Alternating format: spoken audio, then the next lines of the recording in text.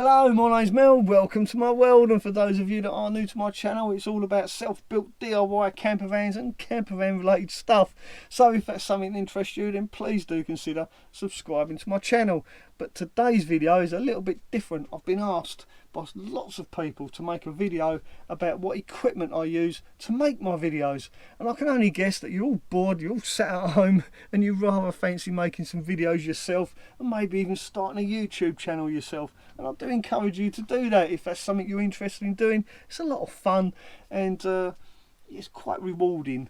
So this video is all about what equipment I use and a few techniques as well. So if that's something that does interest you, then please do stick around. You may find it mildly entertaining and you might even learn something. So let's start with the basics, how I started my YouTube channel and why I started my YouTube channel. It actually came about purely by chance and purely by mistake. I was on holiday in Australia, rather long holiday. We won't go into that, but anyway, I was in a casino.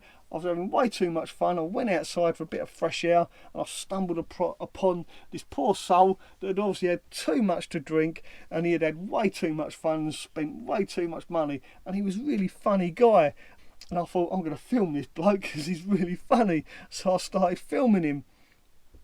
But the only thing is, I used up all the memory in my phone, and I wanted to carry on taking photos, but I couldn't because this video had taken up all the memory. So a friend of mine suggested, well, why not upload the video to YouTube, freeing up the memory in your phone, and you can carry on taking photos of your trip around Australia.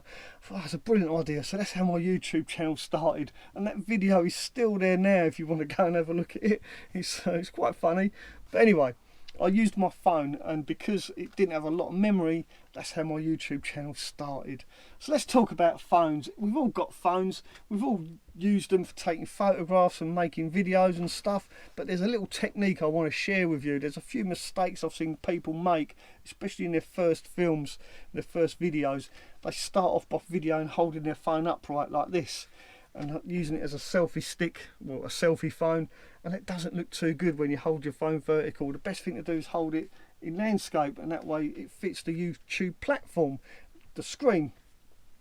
So always hold your phone up in landscape when you're making a video using your phone. And the other thing is, when you're using your phone, a lot of people, and I'll just switch this on to demonstrate, this is something I really want to share with you. When you're using your phone in selfie mode like this, you tend to look at the screen, you don't look at the lens. So what happens is, when you watch the video back, you'll see this. You'll see people talking off to one side because they're looking at the screen or their monitor rather than looking at their lens. And if they're looking at their monitor rather than looking at their lens, this is what you see. You see people talking like this. It doesn't look very professional, and it's a little bit off-putting because you're not actually looking at the lens. And the reason Casey Neistat, the legend Casey Neistat, wears dark sunglasses, Ray-Bans, it isn't because they look cool, it's because he looks at his monitor and not the lens. And because he's wearing sunglasses, you can't see where his eyes are facing. And that is why Casey Neistat wears sunglasses when he makes his videos, because he likes to look at his monitor rather than the lens. So how do you get around this? What's the trick? Well, the trick is to use the camera on the back of your phone. If you use the camera on the back of your phone, you'll get used to looking at the lens rather than looking at a monitor. And not only that, the camera on the back of your phone is a lot superior to your selfie camera. The picture will just look a lot better. It'll look more sharper, crisper, and a lot smoother as well. It won't be all jittery. When I do my live streams, I use my selfie camera because I need to look at the screen, the monitor, to read comments, and I need to, at the end of the live stream, I need to push the button to end it, so I can't use the front facing camera. And you'll notice in my live stream videos, the quality of the video isn't that good, and that's why, because I'm using the front facing camera. So try and get used to using the rear facing camera for two reasons. One, it gets you used to looking at a lens rather than a monitor, and two, the picture quality is a lot better. So that's your phone, that's your mobile phone. And also on your mobile phone, you can use your phone to edit and upload as well, just like I did when I first made my very first videos. I didn't even have a laptop, I don't think, at that time. a lot of people are under the misconception that you do need a really big flash camera. You see a lot of the big YouTubers use cameras like this, a DSLR, and this is a photography camera, but you can use it for videography as well. But I don't like using this as a video camera because, like I say, there is a downside. The downside is that the sensors in these can burn out. They get too hot and they burn out if you use them for too long. They're not really designed for videography, they're more designed for photography. Even though you can use them, but yeah, the sensor burns out. I've heard. I've not had this experience, but yeah, I don't recommend. If you're starting out, don't use your DSLR. You may ruin it by doing that. But there's something else you're going to need, and that's something to hold your phone. You'll need to hold your phone in, rather than your hands. You're better off having a tripod. Now you can buy a little tripod like this, a real cheap one. This is what I very first started out with. You can see I've had this so long, it's held together with cable ties. And this was my very first tripod. Then I upgraded to this. This extends. It's a bit like an aerial, car aerial. Very good tripod. And this was my second tripod. And then a very good friend of mine, Robert, gave me this tripod. And thank you, Robert. I love this thing. It's so lightweight. It's really lightweight. Works similar to the other tripod, like a TV aerial or a car aerial, and you can lock it. And this is more of a travelling tripod. It is meant for a camera, but I've put this little adapter on it, and it adapts for my phone. And I've got this from Poundland. We do like a Poundland shop.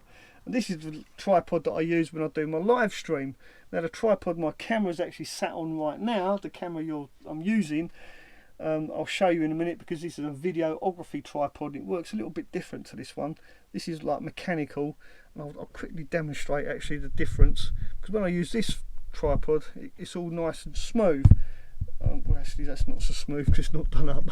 You might have heard that in the microphone. Yeah, we'll talk about sound in a minute. You see how it moves really smoothly.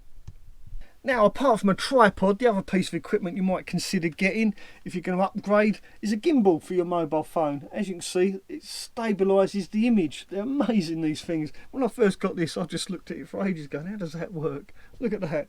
I mean, that's pretty incredible, and it does make a huge difference when you're filming, especially if you're filming at arm's length. When you hold a phone out at arm's length, it's not long before your arm starts to shake. But if you've got a gimbal, it kind of helps with that, and it just makes the image look a lot more stable. So that's another thing if you're going to stick with using your mobile phone. And you can pick these up quite cheap. I think I paid £50 for this one off eBay. Didn't have any instructions with it, but how many instructions do you need? It's got a little button here, you can move it around as well. There you go. Yeah, it's a nice bit of kit. Nice bit of kit. And even though I don't use it anymore, I'm a bit reluctant to sell it or get rid of it, just in case. Just in case I do actually want to use it. And the only reason I stopped using this is because I upgraded to the camera that I'm using now, which is a GoPro Hero 7 Black. And the only reason I did that was because of the image stabilization built into the GoPro. So it made this kind of redundant, and the GoPro is a lot easier to hold than this great big thing. You can't put this down. If you try and put this down, it freaks out on you. It does all sorts of weird things. I'll demonstrate. If I hold it here, watch the handle. It kind of, yeah, it just freaks it out if you try and lay it down. You have to switch it off. Probably buggered that up doing that, but yeah, the gimbal's a great bit of kit, but you can't just put them down. With a GoPro you can just put it down and yeah, got nothing to worry about. So that's why I upgraded to my favourite camera now, which is my GoPro Hero 7 Black. So you've got your phone, you've got your tripod, you've got a nice stable image. The other thing you're going to need is good lighting. You need to be lit, you need to light your subject. I mean, it's pretty easy if you're outside. If you're outside in the sunlight, it's all well and good. But if you're inside, like I am inside this van, I need to be lit up. And for that, I use my two little spotlights at the back. That's what I'm using now. They're built into the van. I'll put those there deliberately for when I make videos just like this. I've also got this little light here that I've just rested down there, and it's shining up. And it gives me a nice orange glow, hopefully. So that's what you need. You need a stable image, and you need good lighting. There's one other thing you're going to need, and that's good sound quality as well. Now when you're using a mobile phone up close, the sound quality is remarkably good.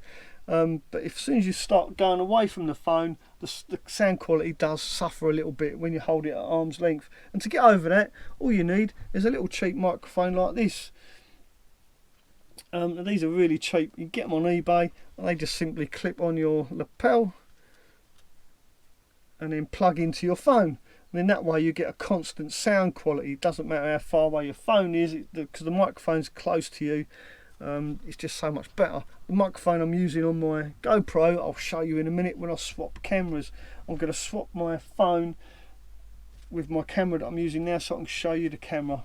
So this is what the front facing camera looks like on my mobile phone. This is a selfie camera, and if I look at the screen of my camera, like I said earlier, this is what you're going to see. You're going to be, so now I'm looking at my monitor rather than looking at the lens, and as you can see, this pretty much demonstrates what it looks like, because I'm looking at the monitor and I'm not looking at the lens. And this is a habit you want to try and avoid doing, and it's very difficult not to look at the screen when you're using a selfie camera.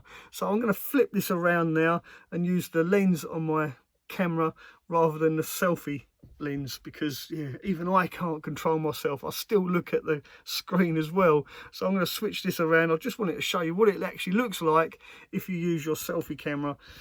So I'll switch it around and I'll use the rear facing camera, and you'll be able to see the difference in the picture quality, hopefully. So this is the rear facing camera on my mobile phone, and hopefully the picture is a little bit better. The picture quality should be as good, if not better, than my GoPro picture. Now the GoPro that I use is a Hero 7 Black, as I mentioned before, and the only reason I swapped out my mobile phone for my GoPro is purely because ease of use and image stabilization that's built into it as well. And my GoPro, I sit it on this tripod. This is a videography tripod. As you can see, it's got these big joints, and these are fluid joints, and it makes the movement all nice and fluid. And it just makes it a lot smoother if I do happen to want to move my camera to a different angle whilst I'm filming. And the other thing I like about this tripod is it's got a quick release base on it. I can take my camera off really quick and easy, just like that. Also, this base allows me to stand my camera and film it like this, so I can actually use the camera without the tripod, without having to change anything. It's just so much easier to use, and that's why I love that tripod so much. It's such an easy tripod to use because of this base. Like, quite often I'll just put my camera on top of something rather than getting the tripod out, and I can use the camera like that. That's why I like that tripod. But there you go, that's my GoPro Hero 7 Black, and for sound quality I use a Boya shotgun microphone. Just take the dead mouse off. I don't call it a dead cat, I call it a dead mouse. I've got 2 cats and they take offence to that. So I use this Boya microphone with this rubberized base, and the reason for this is because if you're holding the phone, using it, not phone, camera, you're holding the camera using it as a selfie, what happens is, because your hands are rubbing on the body of the camera, the sound resonates and the microphones pick it up, and you get like that crispy crunchy sound in the background, and that's your hands rubbing on the camera. Or if you're using like a selfie stick and you're holding the selfie stick as well, quite often you'll hear that come through the microphone because it resonates through the body. So it's always a good idea to have an external microphone on a mount. Just saves you getting that resonating sound of your hand holding the camera. So that just about covers it. Well, if you're still hungry for more information on any of the products that I use to make my videos, I'll put a link in the description of this video to all the products that I use. Well, if you found this video mildly entertaining or even informative, then please do give me the thumbs up, and don't forget, if you're new to my channel, please do consider subscribing. And by subscribing to my channel, you help me feed a cat, and I've got 2, and they're both hungry. Thanks for watching, and ta-ra for now.